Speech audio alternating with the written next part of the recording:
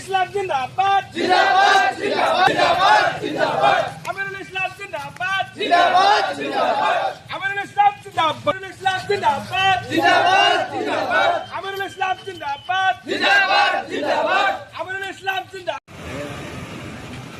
ठंडा है আমিরুল ইসলাম জিন্দাবাদ জিন্দাবাদ জিন্দাবাদ জিন্দাবাদ জিন্দাবাদ জিন্দাবাদ আমিরুল ইসলাম জিন্দাবাদ জিন্দাবাদ জিন্দাবাদ টিএমসি জিন্দাবাদ জিন্দাবাদ জিন্দাবাদ টিএমসি জিন্দাবাদ জিন্দাবাদ আমিরুল ইসলাম জিন্দাবাদ জিন্দাবাদ জিন্দাবাদ তৃণমূল কংগ্রেস জিন্দাবাদ মমতা ব্যানার্জি জিন্দাবাদ জিন্দাবাদ জিন্দাবাদ দুলু আহমেদ জিন্দাবাদ জিন্দাবাদ জিন্দাবাদ আমিরুল ইসলাম জিন্দাবাদ জিন্দাবাদ জিন্দাবাদ আমিরুল ইসলাম জিন্দাবাদ জিন্দাবাদ জিন্দাবাদ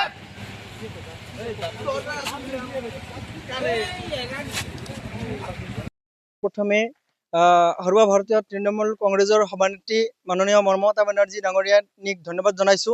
मैं असम प्रदेश तृणमूल कংগ্ৰেছৰ सभापति सम्पादक तथा नलबारी जिला तृणमूल कংগ্ৰেছৰ तत्वावधायक सभापति জালালুদ্দিন আহমেদ डांगरियाको धन्यवाद जनाइছো जे আজি মোক এই तृणमूल कংগ্ৰেছ দলে মোক বৰক্ষেত্ৰী সমষ্টিৰ নিচিনা এটা সমষ্টিত নিৰ্বাচনত বিধানসভা নিৰ্বাচনত প্ৰতিদ্বন্দ্বিতা কৰাৰ কাৰণে তেওঁলোকে মোক আগুৱাই দিছে, টিকট প্ৰদান কৰিছে। তাৰ কাৰণে মই আনন্দিত হৈছো আৰু মই মোৰ দায়িত্ব বাঢ়ি গল বুলি ভাবিছো। আৰু মই দেখিছো যে বৰক্ষেত্ৰীত কৰণীয় বহুত আছে। বৰক্ষেত্ৰীৰ ৰাইজে বৰক্ষেত্ৰীৰ উন্নয়ন বিচাৰিছে। বৰক্ষেত্ৰী আজি উন্নয়নৰ পৰা বহুত দূৰত আছে। আজি দেখি বৰক্ষেত্ৰীত যিসকল আপোনাৰ বিধায়ক হৈ গৈছে, যি চিফ মিনিষ্টাৰ পৰ্যন্ত হৈছিল, কিন্তু বৰক্ষেত্ৰীৰ ৰাস্তা ঘাটৰ পৰা আৰম্ভ কৰি আলিপদূলিৰ পৰা আৰম্ভ কৰি শিক্ষাৰ পৰা আৰম্ভ কৰি স্কুল বিদ্যালয়ৰ পৰা আৰম্ভ কৰি আপোনাৰ চৰণ লোকসকল কেনেকে যাতায়াত কৰি আছে। আজি ইমান স্বাধীনতাৰ অত বছৰ পিছতো ইমান বেয়া পজিশনত যাতায়াত কৰিব লগা হৈছে। কৃষকসকলৰ সমস্যা আজি বৰক্ষেত্ৰীত আপোনাৰ জল জীৱন মিছন চাওক আপোনাৰ নিস্তেজ হৈ পৰি আছে।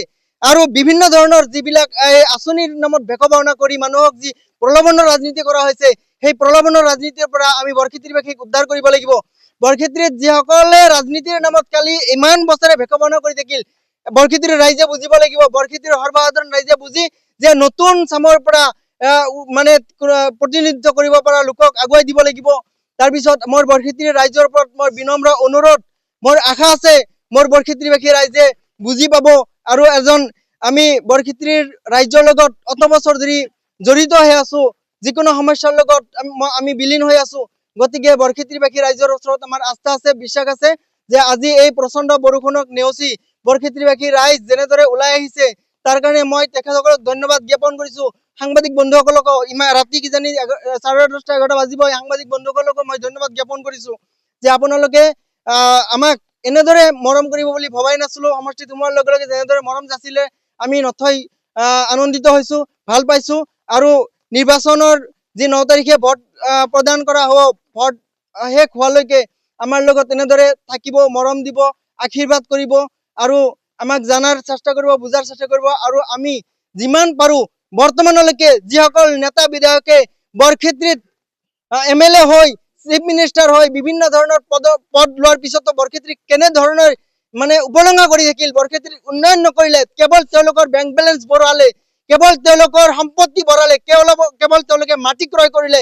কিন্তু বৰক্ষেত্ৰীৰ সাধাৰণ গৰীব হালুৱা হজুৱা সকলে কি পালে? আজি চিলিণ্ডাৰ কিনিব গ'লে কি অৱস্থা হৈ আছে? বৰক্ষেত্ৰীত আজি এই যে পৰ্যায় পাইছেগৈ তাৰ কাৰণে প্ৰতিজন নেতা বিধায়ক দায়ী। আমি তেওঁলোকক সকীয়াই দিছো। অনাগত দিনত বৰক্ষেত্ৰীবাসী ৰাইজে তেওঁলোকৰ নেতাৰ নিশ্চয় বাছনি কৰিব।